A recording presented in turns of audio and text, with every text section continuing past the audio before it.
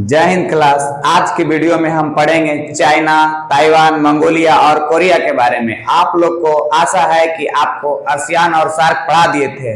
आपको सार्क में बताए थे 8 देश और आसियान में बताए थे 10 देश, लेकिन 11 देश जो कि एक पूर्वी तिमोर।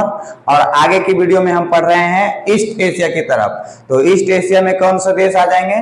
तो एक आएगा चाइना, दूसरा आएगा चाइना के ऊपर आता है जो कि उत्तर की ओर में है मंगोलिया, और आगे हम देखते हैं ईस्ट की तरफ में तो एक है ताइवान और दो देश कोरिया और दक्षिणी कोरिया, जो कि उत्तरी कोरिया और दक्षिणी कोरिया है, और आगे है जापान। तो हम यही सब देशों के बारे में आगे पढ़ते जाएंगे और पीछे के देशों को रिवीजन कर लेंगे। तो आप एक बार फिर से आसियान में आपको 10 देश जो कि आप फिर से याद करेंगे। तो 10 देश कौन कौन से बताए थे? तो पहला हो गया म्यांमार, दूसरा कौन सा हो गया? थाईलैंड, फिर हो गया लाओस, फिर कंबोडिया, वियतनाम, मलेशिया, सिंगापुर और ब्रुनोई और फिलीपींस और एक इंडोनेशिया। एक और देश बताए थे जो कि पूर्वी तिमोर।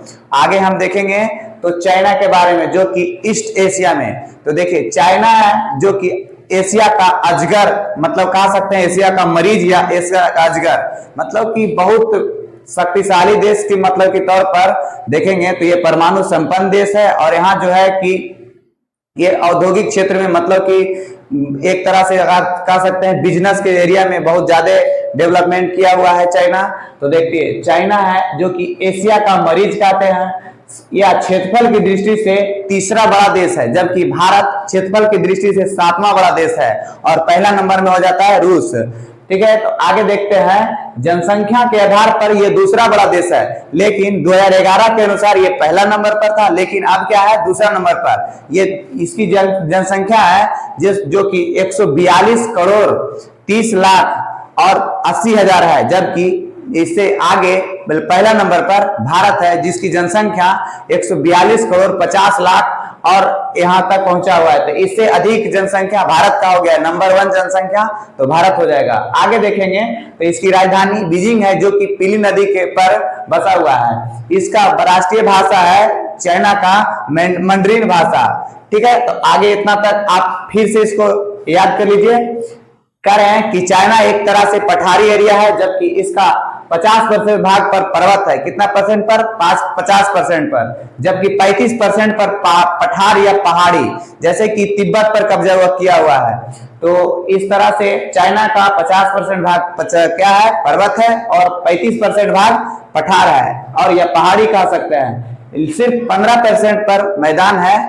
आगे देखते हैं तो क्या है? चीन ने 1959 में तिब्बत पर अधिकार कर लिया, जबकि तिब्बत जो है भारत का था, लेकिन 1959 में क्या कर लिया? इस पर अधिकार कर लिया, क्योंकि तिब्बत के लोग चाइना की तरह दिखते थे। इसीलिए चाइना ने कहा ये हमारा ही अंग है, ये हम इस पर अधिकार कर लिया है। तो देखिए कब कब किया था? 1959 में तिब्बत पर कब्जा कर लिया कि चाइना। आगे देखते हैं अरुणाचल प्रदेश। और चाइना क्या कहता है? अरुणाचल प्रदेश को दक्षिण तिब्बत बताता है। दक्षिणी तिब्बत किसको बताता है? अरुणाचल प्रदेश के। आगे देखते हैं एशिया का मैनचेस्टर संघाई हो जाएगा, जो कि चाइना का एक बहुत बड़ा शहर है। तो संघाई, तो एशिया का मैनचेस्टर किसको कहते हैं? संघाई, जो कि संघाई कहां पड़ता है? चीन में। देखिए संघाई मैनचेस्टर उस चीज को कहते हैं जैसे जहां पर सूती वस्त्र का उद्योग होता है। जैसे कि देखिए ब्रिटेन में एक जगह था जहां पर जैसे कि सभी देशों से जो कपास होता है उसको कलेक्ट करके वहां पर एक कपड़ा सूती वस्त्र का उद्योग बनाया था, तो मतलब कपड़ा तैयार किया जाता था। तो उस जगह को हम मैनचेस्टर, तो इसी तरह से हम कह सकते हैं कि एशिया का मैनचेस्टर किसको कहते हैं? संघाई। आगे देखते हैं तो न्यू संघाई डेवलपमेंट बैंक एनडीबी का मुख्यालय कहां है? तो संघाई में हो जाएगा। कहां है? संघाई। देखिए आगे कह रहा है कि चीन का शोक नदी किसको कहेंगे? तो चीन का शोक नदी हांगो नदी को कहेंगे। चीन का शोक नदी हांगो नदी, ये पीली नदी के जस्ट ऊपर में है, तो हांगो नदी। देखिए चीन का सबसे लंबी नदी यांग त्सियांग नदी, जो कि चीन की सबसे लंबी नदी है। इसको हम एशिया का सबसे लंबी नदी भी कह सकते हैं। ठीक है, एशिया का सबसे लंबी नदी यांग त्सियांग नदी है और चीन की सबसे लंबी नदी भी यांग त्सियांग नदी है।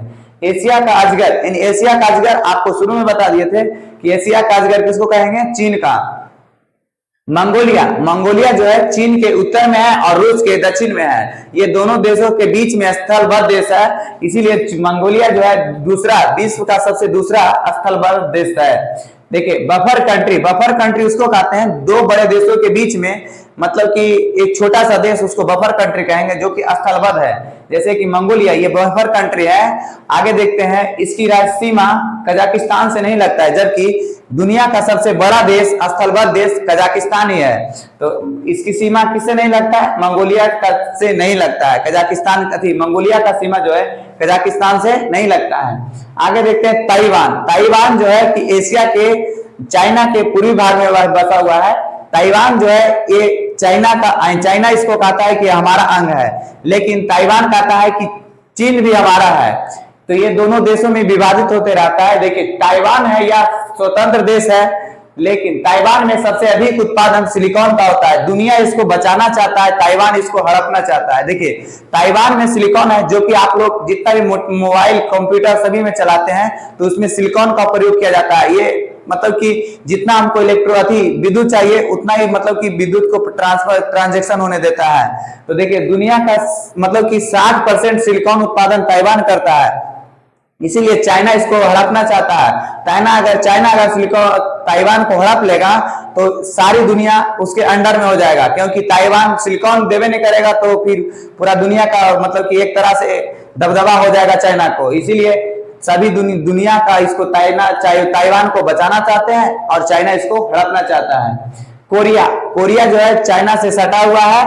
उत्तर कोरिया दो भागों में बटा हुआ है, एक उत्तरी कोरिया और दूसरा दक्षिणी कोरिया। उत्तरी कोरिया और दक्षिणी कोरिया के बीच में एक समांतर रेखा है, जो कि 38वीं समांतर रेखा है। परीक्षा में अक्सर यही क्वेश्चन पूछता है कि 38वीं समांतर रेखा कहाँ है, तो कहाँ बताएंगे? उत्तरी कोरिया और दक्षिणी कोरिया के बीच का यही बॉर्डर सीमा बनाता है। जबकि आपको 17 डिग्री समांतर रेखा वियतनाम में बताए थे, जो कि उत्तरी वियतनाम और दक्षिणी वियतनाम सेम जिस तरह से वियतनाम का दो देशों ने इसको लड़ाया था, उसी तरह से आज ताइवान को भी लड़ाता है। जैसे कि उत्तरी कोरिया में बताए थे आपको, उत्तरी वियतनाम में तो किसका दबदबा था? तो रूस का। दक्षिणी वियतनाम में तो अमेरिका का। उसी तरह से उत्तरी